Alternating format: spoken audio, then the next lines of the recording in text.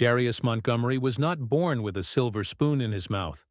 He didn't grow up in a mansion or go to fancy schools. He grew up in a small neighborhood where money was tight, and opportunities were even tighter. His parents worked hard, his dad as a mechanic, his mom at a grocery store, but no matter how much they earned, there always seemed to be more month than money. Still, Darius had big dreams. Even as a kid, he was different. While other kids played video games or watched cartoons, Darius would walk around the house pretending he was giving big speeches or running a company. He used to draw logos on his notebooks and write down ideas for products he thought people would love one day. By the time he was a teenager, Darius already knew he wanted to be an entrepreneur. But being black and poor in America made it harder than most people could imagine. Teachers told him to aim lower. Bankers laughed when he asked for loans. Stores wouldn't even let him return items because they assumed he stole them. Life kept telling him no, but Darius kept saying yes to his dreams. He wasn't perfect. Far from it. He made mistakes like everyone else. He failed classes. He got into fights. He even dropped out of high school for a while.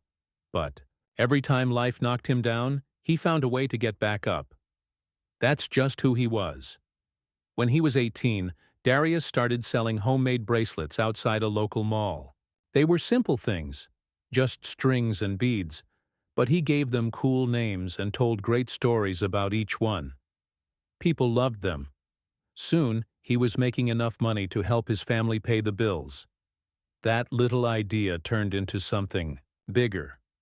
A few years later, he went back to school and finished high school through night classes. Then he took business courses online. He read books about marketing, leadership, and success. He studied famous entrepreneurs, people like Steve Jobs, Oprah Winfrey, and Damon John. He learned everything he could about how to build a brand that people would love. Then came the big idea. Darius noticed that a lot of young people in his community wore clothes that looked cool but didn't last long. They wanted style, but they also wanted meaning. They wanted to wear something that stood for something bigger than fashion. So Darius decided to create a clothing brand that did both. Something stylish, yes, but also something proud. Something that celebrated culture, strength, and identity. He called it Elevate Nation. The early days weren't easy. He spent months designing t-shirts, hoodies, and jackets by hand. He borrowed sewing machines, bought fabric from discount stores, and printed designs in his tiny apartment. He sold the first pieces out of the trunk of his car and on social media. At first, only friends and family bought them. But slowly, people started noticing. His designs were bold. His messages were powerful. One shirt said, "Proud and unapologetic." Another read, "Built different." People loved the attitude, the confidence, and the message behind the clothes. Word spread fast. Soon, local influencers started wearing Elevate Nation. A famous basketball player posted a photo in one of his hoodies. A popular musician wore one during a music video. Overnight, the brand exploded. Darius opened his first store in his hometown. It was a small shop, but it felt like a palace to him. Every corner was decorated with care. Every shelf held a piece of his dream. He hired people from his neighborhood, giving them jobs and a chance to grow. He trained them himself. He taught them how to talk to customers, how to believe in themselves, and how to carry the spirit of Elevate Nation. As the brand grew, so did the stores. Within 5 years, there were 10 locations across the country. By 10 years, over 50. What started in a tiny apartment was now a multi-million-dollar company. And Darius? He was now CEO of his own empire. But success didn't change him. Not really. Even though he could afford expensive suits and luxury cars, he still dressed simply. He still walked into stores like a regular customer.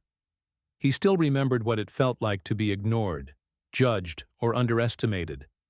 And that's why he never forgot where he came from. He stayed connected to his roots. He funded scholarships for students from low-income families. He mentored young entrepreneurs. He gave talks at schools and community centers. He believed that if he could make it, so could others, if only they got the same chance. Still, despite all the success, Darius had a problem. He hadn't been inside one of his stores in a long time. As CEO, he trusted his managers and team to run the day-to-day operations. He focused on strategy, growth, and vision. But lately he'd been hearing things that worried him. Some customers were complaining about bad service. Others said employees treated some people better than others. There were even rumors that some staff members didn't respect the brand's values anymore, that they were more interested in sales than in the mission. Darius didn't want to believe it, but deep down, he knew he had to see for himself. So he made a decision.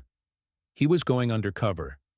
Not as Darius Montgomery, the CEO. Not as the rich guy in a suit, but as a regular customer. He wanted to know what it was like to walk into his own store, without anyone knowing who he was. He wanted to feel what real customers felt. He wanted to see if the soul of Elevate Nation was still alive, or if it had been lost somewhere along the way. He picked one of the busiest stores in the country, a flagship location in a major city. He dressed casually, nothing flashy. No watches, no rings, no designer shoes. Just jeans, a plain hoodie, and sneakers. He didn't tell anyone. Not his assistant, not his manager, not even his closest friend. He wanted the full experience, and that's how Darius Montgomery, the founder and CEO of Elevate Nation, walked into his own store, completely unrecognized. What happened next would shock him and change everything. The sun was shining bright over the city as Darius Montgomery stepped off the sidewalk and into the front doors of Elevate Nation. The store was packed. Music was playing loud but not annoying. People were walking around with shopping bags, some holding drinks from nearby cafes, others taking selfies by the display windows. The place looked good. Clean floors, neat shelves, big posters of real people wearing Elevate Nation clothes on the walls. It smelled like fresh fabric and a hint of something sweet, maybe candles or air freshener. Darius smiled to himself. This was his brand. His dream made real. But no one in the store had any idea who he was. He walked slowly through the aisles, looking at the new collection. He saw hoodies with messages like, "Rise, up and stay true." There were jackets with bold colors and jeans that looked like they cost more than most people's monthly rent. He touched the fabric of a black bomber jacket hanging on a rack. It felt soft, high quality. He nodded to himself. At least the product was still good. Then he remembered why he was really there. He wanted to know how customers were treated. Not just the rich ones or the famous ones who came in for free stuff. He wanted to know what it felt like to be a normal person walking into his own store, so he decided to test it. He picked up a dark gray hoodie from a pile and held it in his hand. Then he walked toward the nearest sales associate, a young man with dreads pulled back and wearing a black Elevate Nation shirt with the logo on the chest. Darius waited politely while the employee talked to another customer. When he was done, Darius gave him a friendly smile and said, "Hey, do you have this hoodie in a large?" The employee looked at him quickly, then turned away without saying anything. Darius blinked. "Excuse me?" he asked again, louder this time. "Do you have this in a large?" The employee didn't even look at him.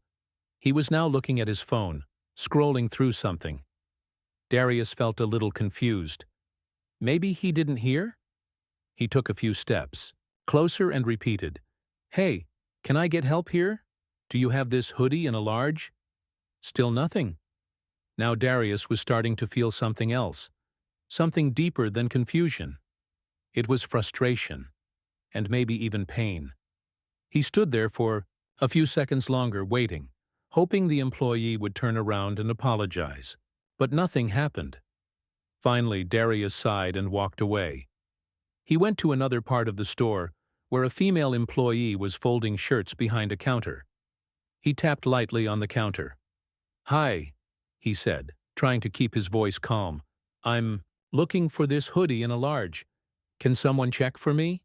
She looked up briefly, then looked back down at her phone. "In a minute," she said flatly without eye contact. Darius frowned. "Okay," he said, stepping back. He waited and waited. 5 minutes passed. 10 minutes. Still, no one came. By now, other customers had come in after him, and they were being helped right away. A white guy in a leather jacket walked in and, within seconds, an employee greeted him with a warm, "How can I help you today?" Another girl with pink hair got help picking out a pair of pants in less than a minute. Darius watched all of this happen. His heart started to beat faster. Was it because of how he looked? Because he wasn't dressed fancy? Or was it something deeper? Something he had hoped didn't exist in his store. He tried one more time. This time he walked up to a different employee near the back of the store. This one was organizing shoes. "Hey, can I ask a quick question?" Darius said. The employee turned slightly but didn't make eye contact. "What's up?" he asked, sounding bored. "I'm looking for this hoodie in a large," Darius said, holding it up. "Can you check if we have it?" The employee looked at the hoodie for a second, then shrugged. "I don't know," he said. "You can check the app." And then he turned around and kept stacking shoes. Darius stood there, stunned. He wanted to say something, to shout, to remind them who he was, that this store was his, that every stitch in that hoodie, every light bulb in the ceiling, every paycheck those employees received, it all came from him. But he stayed quiet. Instead, he walked outside for a moment to breathe. He leaned against the wall next to the door, watching people go in and out. Some laughed, others rushed in and out. He looked at the Elevate Nation sign above the door. It was shiny, proud, and bold. But inside, something didn't feel right. He thought about everything he'd gone through to build this company. How many times people told him he couldn't? How many banks turned him down? How many stores wouldn't carry his products because they didn't believe in a black-owned brand? He thought about how hard he worked to give jobs to people from his neighborhood, how he trained them himself, how he told them over and over that Elevate Nation was more than just clothes. It was about respect, pride, and community. And now, standing in his own store, he was being treated like he didn't matter, like he wasn't welcome. It hurt more than he expected. He took a deep breath and walked back inside. He needed to find the manager.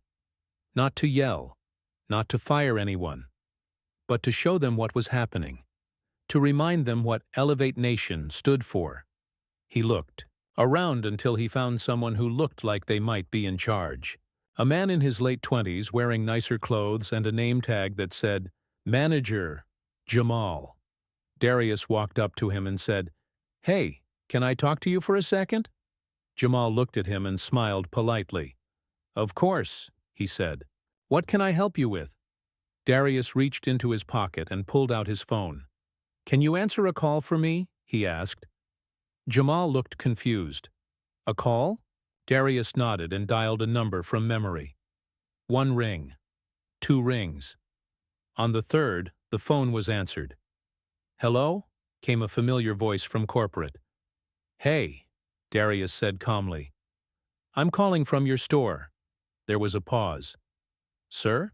the voice said nervously. Darius put the phone on speaker and pointed the camera at his face. Jamal's eyes widened. "Oh my God," he whispered. "You recognize me?" Darius asked. Jamal nodded fast, his face going pale. "Yes, sir. Of course, sir." Darius lowered the phone and looked at Jamal. "I've been in this store for almost half an hour," he said. "I asked for help 3 times. No one helped me. I was ignored, treated like I didn't belong here." Jamal looked horrified.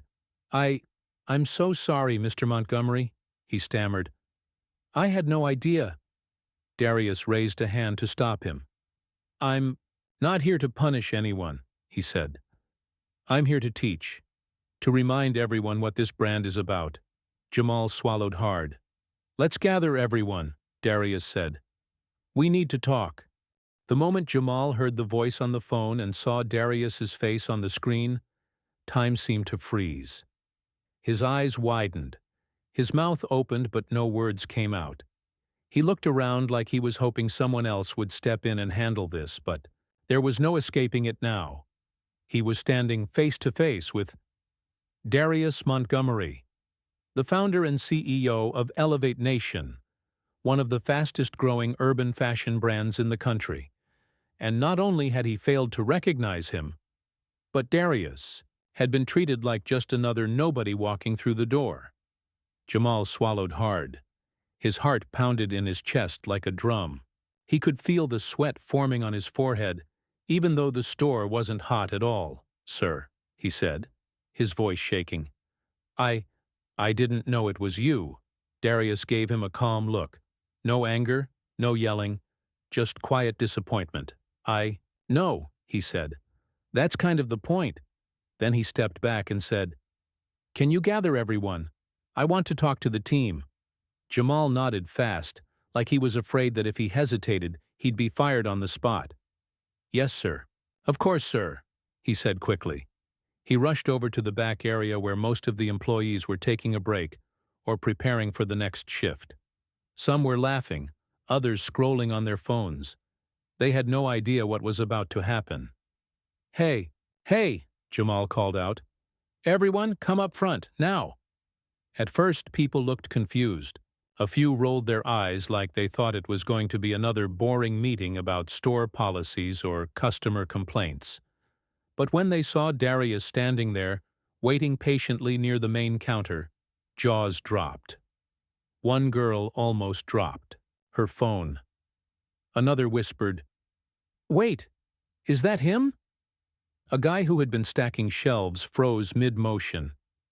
There was silence for a few seconds. Then everyone started moving at once. They gathered in front of Darius like students in class, some fidgeting nervously, others trying to pretend they hadn't seen anything. But Darius knew. He had been ignored. He had been overlooked. He had walked through the doors of his own store as a regular customer, and he had been treated like he didn't matter. Now he stood tall in front of them, dressed simply, hands behind his back, looking like a teacher ready to give a lesson that none of them would ever forget. He took a deep breath and began. I'm Darius Montgomery, he said, looking each person in the eye. Some of you might know me from social media or ads. Others may have heard my name before. But today, I walked into this store like any other customer. And for nearly half an hour, I asked for help 3 times. No one helped me. He paused, letting his words sink in. I wore the same hoodie you sell on the shelves. I held up items like any shopper. I waited like anyone else. But I was ignored. Not once, not twice, 3 times. He looked around at the group. Some avoided his gaze. Others stared at the floor. I'm not here to yell, he continued. I'm not here to fire anyone. I'm here to remind you of something important. He stepped forward. This brand is built by people like you. It was created for people like you. I grew up poor. I know what it feels like to walk into a place and be judged before you even say a word. I've been followed in stores. I've been mistaken for someone who doesn't belong. I've been treated like I don't deserve respect. He pointed to the wall behind him, where a large sign read, Elevate Nation, built with pride, worn with purpose. That's what we stand for, he said. Pride, purpose, respect. This brand isn't just clothes. It's a movement. It's a family. And every single person who walks through these doors deserves to be treated like part of that family. He looked directly at the employee who had ignored him at the counter. You didn't know who I was, he said gently, and that's okay, because that's exactly how it should be. We shouldn't treat people differently based on how they look, what they wear, or what car they drive. Every customer deserves the same level of service, the same kindness, the same respect. The young man looked down, clearly embarrassed. Darius softened his tone. "I'm not mad," he said, "but I am disappointed, because this isn't just about me. It's about what happens every day in this store. How many other customers have left feeling like they weren't valued? How many people walked away thinking we don't care about them?" He looked around again. This brand was built to empower people, to uplift, to inspire. And it starts with us, the people who work here. If we don't believe in that, how can we expect our customers to? He took a deep breath. "So, here's what's going to happen." The group leaned in, hanging on to his every word. "We're going to do something new," Darius said. "Starting today, we'll be rolling out mandatory training across all stores. Training on customer service, on respect, on unconscious bias. We'll have senior leaders come in and teach you what it means to truly represent Elevate Nation." He turned to Jamal. "And you," he said, "you're going to lead this change in your store. You're going to make sure every employee understands what this brand stands for. And if anyone continues to act like this, then we'll have a problem." Jamal nodded fast. "Yes, sir. Absolutely, sir." Darius smiled slightly. "And to the rest of you," he said, "you get a second chance. Everyone makes mistakes. What matters is what we do after them. From now on, I expect each of you to treat every customer like they're part of your own family, because that's what Elevate Nation is. All of us, together." There was silence for a moment. Then, slowly, someone started clapping. It was the girl who had been folding shirts earlier. She looked like she was holding back tears. Soon more joined in. Nervous claps at first, then stronger, more confident ones. Darius raised a hand to stop them. "This is just the beginning," he said. "I'll be visiting more stores. I'll be listening more closely. And I'll be watching to see how we grow, not just in sales, but in spirit." Then he smiled.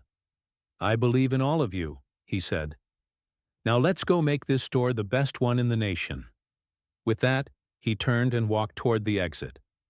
As he passed through the aisles, employees watched him go. Some whispered. Others looked at each other with new expressions on their faces. Some shame, some pride, some determination. And outside, the sun was still shining. Inside, something had changed. All speech. The moment Darius Montgomery walked out of the store, the energy inside changed completely. It was like a switch had been flipped. The employees who were once just going through the motions now stood taller, looked at each other differently, and felt something they hadn't felt in a long time. Responsibility. They had just witnessed their CEO walk in as a regular customer, be ignored not once, but 3 times, and then choose to teach instead of punish. That kind of leadership doesn't come often. Darius didn't yell. He didn't throw a fit or fire anyone on the spot. Instead, he used the situation as a teaching moment, showing them what it meant to truly represent Elevate Nation. And now, it was up to them to prove that they understood. Jamal, the manager, was the first to speak after Darius left. "Okay," he said, clearing his throat. "We've got work to do." He gathered everyone back near the staff area and began writing notes furiously on a whiteboard. There was a lot to plan: training schedules, meetings, new policies, and most importantly, a change in mindset. "We can't let this moment go to waste," Jamal told the team. "Mr. Montgomery gave us a second chance. We need to show him. We deserve it." Some nodded. Others still looked shaken. But one thing was clear. They all knew things had to change. The training begins. Within days, Elevate Nation headquarters announced a new company-wide initiative called Back to Basics. Every store across the country would undergo mandatory training focused on 3 key areas: customer service excellence, 2, respect, and inclusion. Understanding unconscious bias. The goal was simple: to remind every employee why they were part of this brand and how to treat every customer with dignity, no matter how they looked or where they came from. At the flagship store where Darius had visited, the training started immediately. The sessions were led by senior leaders from corporate, including former employees who had risen through the ranks and now held leadership roles. They shared stories of struggle, growth, and success, just like Darius's own journey. One speaker, a woman named Lisa, had once worked behind the counter folding clothes and helping customers. Now she was head of operations for the entire East Coast. "I remember being nervous my first day," she told the group. "I thought I wasn't good enough, but someone believed in me. And that's what this brand is about, believing in people." She paused and looked around the room. "So today I'm asking you to believe in yourselves," she said. "Because if I could go from where I was to where I am now, so can you." There were nods.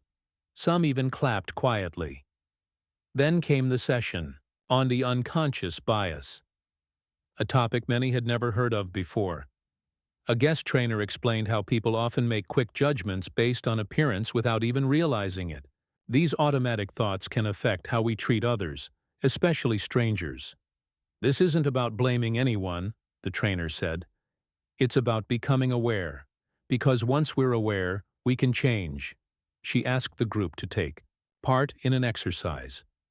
Everyone was given a card with a different description of a person walking into a store. For example, a man wearing a hoodie walks in alone and starts looking around the shelves. Each person had to write down their first thought when reading the description. Some wrote things like, "Probably doesn't have much money." "Oh, looks like trouble. Might steal something." Then the trainer flipped the cards and showed the real story behind each person. For example, the man in the hoodie? He was actually a local school teacher buying gifts for his students. Another card described a woman with tattoos and piercings. The assumption: not professional. The truth? She was a successful business owner shopping for her team. The point was clear: don't judge a book by its cover. After the session, several employees admitted they had made assumptions they weren't proud of. "I didn't realize I was doing it," one guy said, "but now I see how easy it is to fall into that trap." "That's exactly why we're here," the trainer replied. "To break those habits, to grow, to become better, not just for your job, but for life." The employee who ignored. Darius among the group was the young man who had directly ignored Darius at the counter. His name was Marcus. He was only 19 years old, new to the job, and trying to figure things out.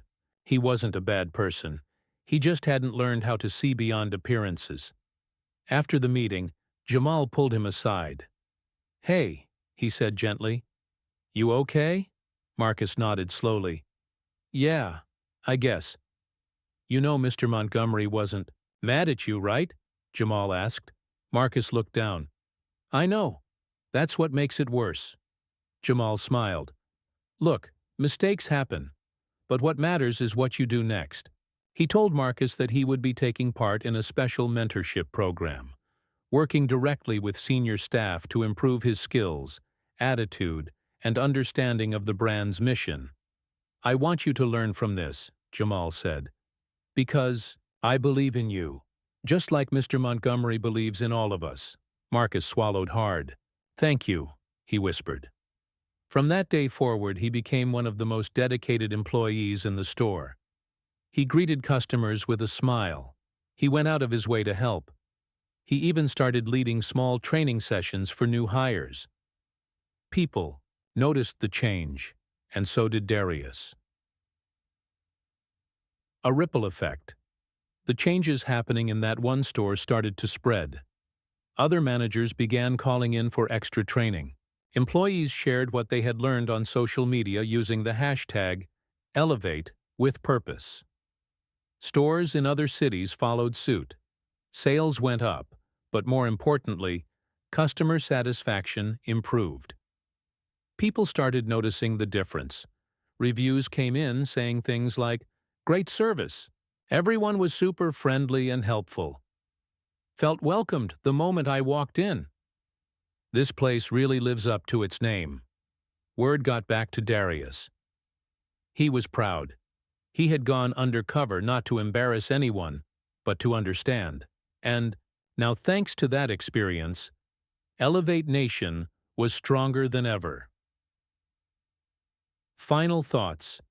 Sometimes, the best lessons come from the hardest moments. Darius didn't set out to shame anyone. He wanted to remind his team of the values that built the brand, of the reason they existed in the first place. It wasn't just about selling clothes. It was about building something bigger, something meaningful, something that stood for respect, pride, and unity. And now, because of one undercover visit, the whole company was reminded of that mission. In the end, it wasn't just a lesson for the employees. It was a reminder for all of us. Treat everyone with kindness. You never know who's watching. Sometimes life gives you a second chance, not because you did everything right the first time, but because someone believes in your ability to grow. That's exactly what happened at the Elevate Nation flagship store after Darius Montgomery walked in unnoticed and was ignored by his own team. At first, it felt like a moment of shame, the kind that makes your stomach twist and your face burn red when you think about it later. But shame didn't stay long. It was replaced by something stronger. Change. And not just for one store, but for the whole company. A new culture is born in. The weeks after Darius's undercover visit, the Elevate Nation headquarters launched what they called the Heart of the Brand campaign. The goal was simple: bring back the values that built the company: respect, pride, unity, and community, and make sure every employee understood them deeply. Stores across the country began holding weekly meetings where employees shared stories of great customer service, talked about how to improve their attitudes, and reminded each other why they were part of this brand. They weren't just selling clothes anymore. They were representing something bigger. A movement. One store even started a Customer of the Week program where they highlighted people who showed kindness, strength, or inspiration while shopping. It became a way to spread positivity and remind everyone that Elevate Nation wasn't just about fashion, it was about people. Back at the flagship store, things looked different too. There was more energy, more smiles, more teamwork.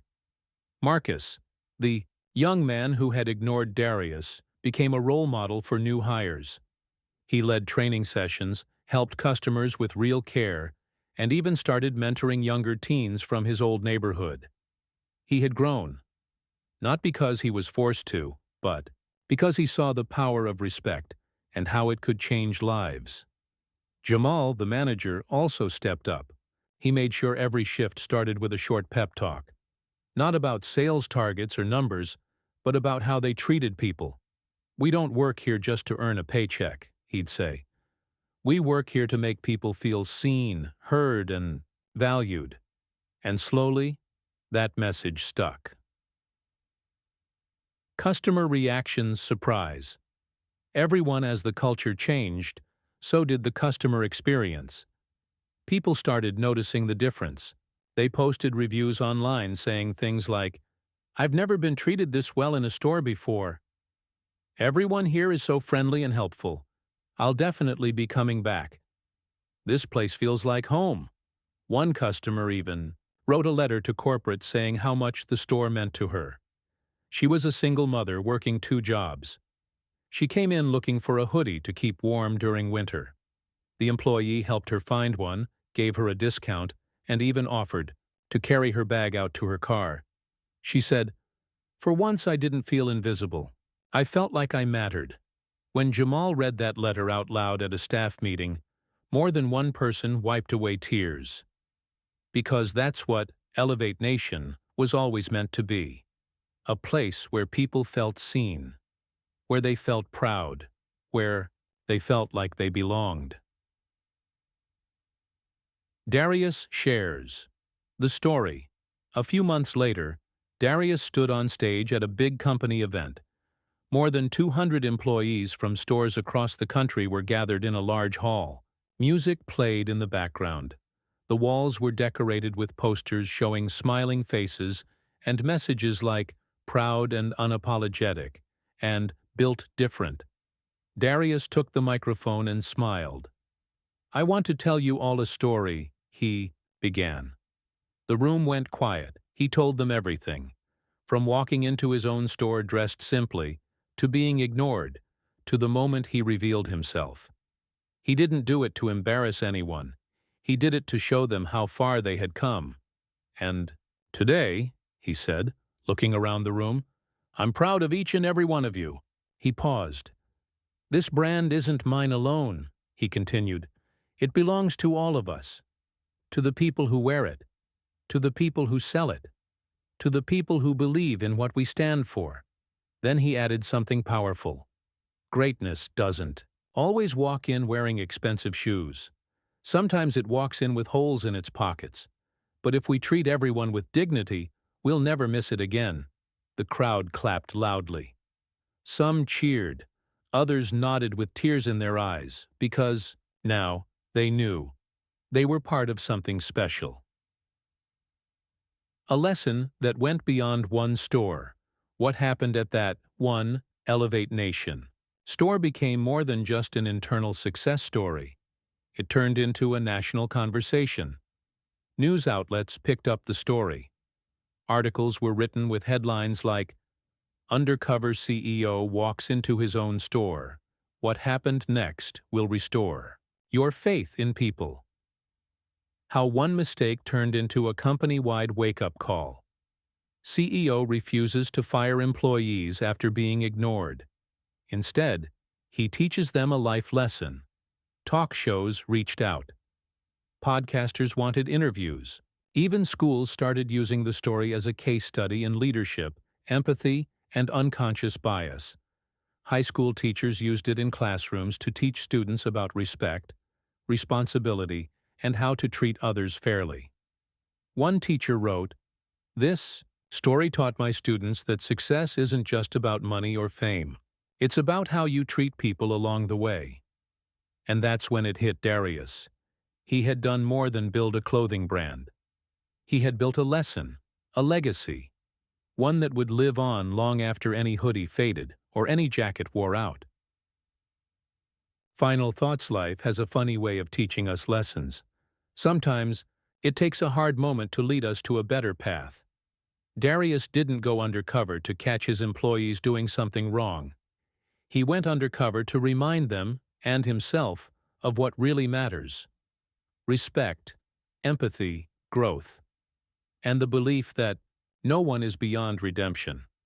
Because the truth is, we all make mistakes. But what defines us isn't the mistake itself. It's what we do after it. And in the end, the biggest win wasn't just better customer service or higher sales. It was the fact that a group of people learned to see each other differently, to value every customer, to believe in second chances, and to remember that greatness often walks in quietly and deserves to be noticed.